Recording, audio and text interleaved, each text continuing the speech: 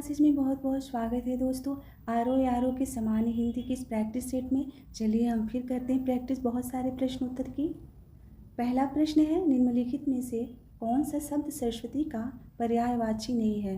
वीणा पाणी, महाश्वेता, पद्मा या भारती। तो इसमें दोस्तों जो पद्मा शब्द है यह सरस्वती का पर्याय नहीं है, यह लक्ष्मी का पर्याय है, यह लक्ष्मी का पर्याय होगा। दूसरा प्रश्न है, जनार्दन किसका पर्यायवाची है? राम का, कृष्ण का, विष्णु का या ब्रह्मा का। तो जनार्दन शब्द विष्णु का पर्याय है। तीसरा प्रश्न है दोस्तों, निम्नलिखित में कौन सा शब्द समुद्र का पर्यायवाची नहीं है?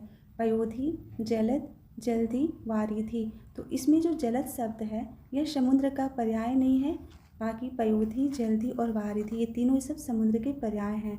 जलद का पर्याय होगा बादल, इसका पर्याय बादल होगा। अगला प्रश्न है दोस्तों, निम्नलिखित में शिव का पर्यायवाची शब्द कौन सा है? शिवालय, रुद्र, रुद्राक्ष या हरि। तो जो रुद्र शब्द है यह शिव का पर्याय है। पांचवा प्रश्न है, अथ का विलोम क्या होगा? तो अथ का विलोम हो जाएगा इति। अगला प्रश्न है दोस्तों, अभिज्ञ का विलोम क्या होगा? तो अभिज्ञ का हो जाएगा अज्ञ। अगला प्रश्न है, कृतज्ञ का विलोम क्या होगा? कृतज्ञ का विलोम हो जाएगा कृतधन। अगले प्रश्न में पूछा गया है, सकीर्ण का विलोम क्या होगा? तो दोस्तों सकीर्ण का विलोम विस्तीर्ण होता है। अगला प्रश्न है, अनुरक्ति का विलोम क्या होगा? अनुरक्ति का विलोम हो जाएगा विरक्ति। ऑप्शन बी इसमें सही आंसर है। 10वां प्रश्न है दोस्तों, सापेक्ष का विलोम शब्द क्या होगा? तो सापेक्ष का हो जाएगा निरपेक्ष। अगले प्रश्न में पूछा गया है, विग्रह का विलोम क्या होगा? तो विग्रह का विलोम हो जाएगा संधि।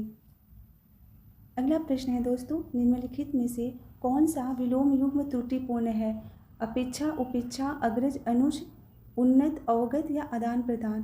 तो दोस्तों यहाँ पर उन्नत और अवगत लिखा है, गलत युग्म है। उन्नत का हो जाता है अवनत, उन्नत का हो जाएगा अवनत, जबकि अपेक्षा का उपेक्षा विलोम होता है, अग्रज का अनुज हो जाएगा और आदान का प्रदान हो जाएगा। अगला प्रश्न है दोस्तों, यथार्थ का विलोम क्या होगा? तो यथार्थ का विलोम हो जाएगा आदर्श। ऑप्शन बी इसका सही आंसर है। अगला प्रश्न है, साधु का विलोम शब्द क्या होगा?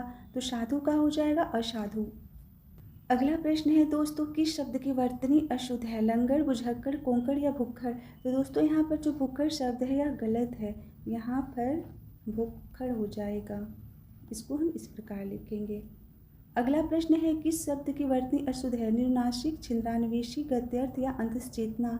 तो दोस्तों जो ऑप्शन बी है इसकी वर्तनी अशुद्ध है, इसको हम इस प्रकार लिखेंगे छिंद्रान्वेषी, यानी ये इस प्रकार लिखा जाएगा। अगला प्रश्न है दोस्तों, निम्नलिखित में शुद्ध वर्तनी वाला शब्द कौन सा है? कवित्री, कवियत्री या कवियत्री या कवित्री। तो यहाँ पर ऑप्शन ए सही आंसर है।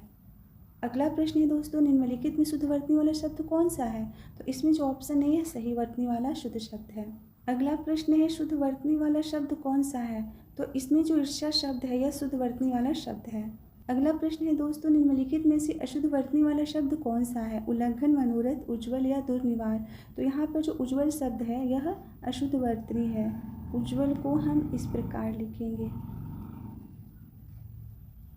अगला प्रश्न है दोस्तों, शुद्ध शब्द रूप कौन सा है? दुर्निवार, दुर्निवार, दुर्निवार या दुर्निवार। ऑप्शन बी जो है यह शुद्ध वर्तनी वाला शब्द है। अगला प्रश्न है ऊँटों का, उसके बाद पूछा है कि यहाँ पर क्या शब्द प्रयोग किया जाएगा? कारवा, जत्था, काफिला या बेड़ा। तो यहाँ पर दोस्तों काफिला शब्द प्रयोग किया जाएगा, ऊँटों का काफिला जा रहा है। अगला प्रश्न है, खाद्य सामग्री जो यात्रा के समय रास्ते में उपभोग के लिए दी जाती है उसे क्या कहते हैं? स्वल्पाहार, पथ्य, पथ्य या उपाहार। तो उसे दोस्तों पाथेय कहते हैं। अगला प्रश्न है, आधी रात का समय जब होता है तो उसको हम क्या कहते हैं? तो उसे हम निषिद्ध कहते हैं। अंतिम प्रश्न है दोस्तों, जिसके पास कुछ ना हो उसके लिए उपयुक्त शब्द क्या होगा? तो उसके लिए उपयुक्त शब्द होगा अकिंचन।